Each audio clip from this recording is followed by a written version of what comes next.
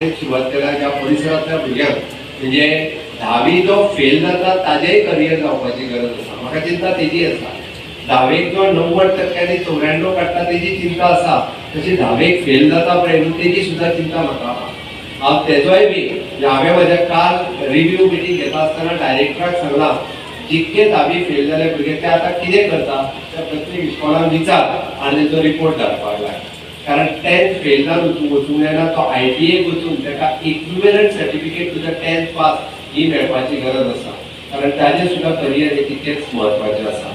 शिकत रावचें, टिचरांनी नवीन कितें तरी शिकचें आनी नवीन शिकून डेली भुरग्यांक नवीन कितें तरी कळोवचें हें म्हाजें म्हणणें आहा। हो ध्यास आसा कारण टिचराचें शिक्षण सोंपना।